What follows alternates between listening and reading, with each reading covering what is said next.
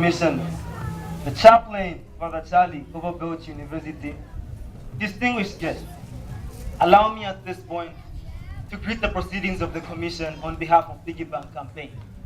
Ladies and gentlemen, a long-pending desire has been fulfilled today with the presence of Mrs. Gukian. I welcome you, madam. And once again, to everyone else, good morning.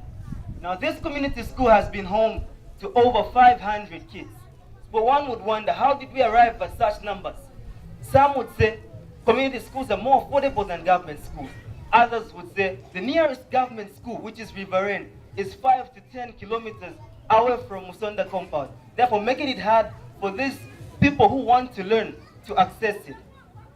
The reality is that the result of this is that we'll have a structure that is stretched, flooded, far beyond its carrying capacity.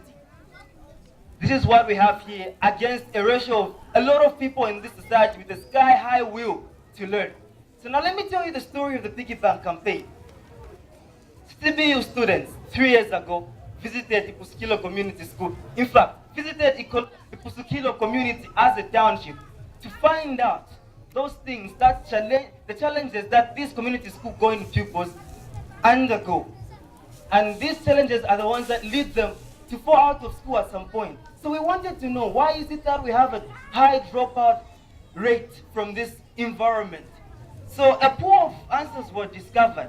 Some of them, financial inability, lack of basic teaching aid, textbooks, computers, lack of motivation, and lack of proper structure.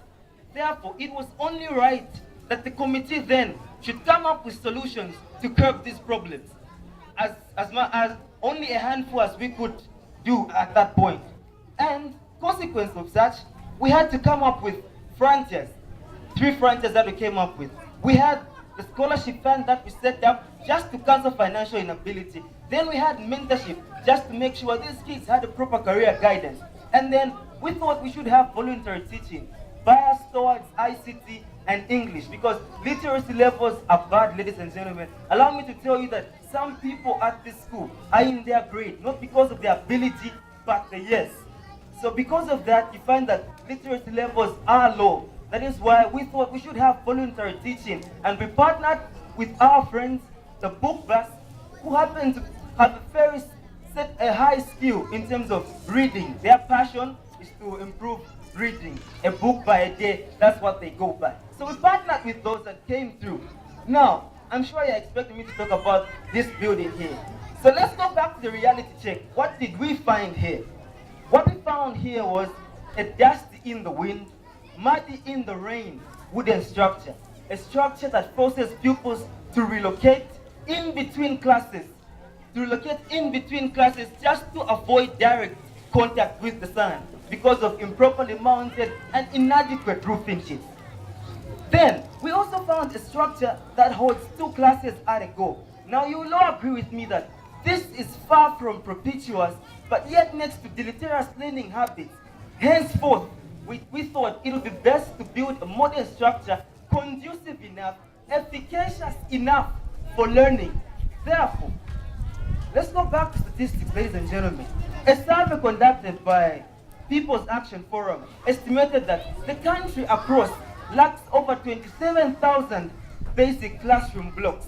I don't know what that number is today, but one thing I'm proud of is that the construction of this 1x3 classroom block today, we are now 3 less, 27,000. Obviously a drop in the ocean, but change happens gradually. Ladies and gentlemen, we believe that education is not only a right, but a social equalizer. And therefore, the dream is to narrow the gap between the poor and the rich by increasing its access. To this effect, with the same sentiments, modules, and ideologies, the campaign has expanded to Lusaka, where we have recruited John Howard Community School of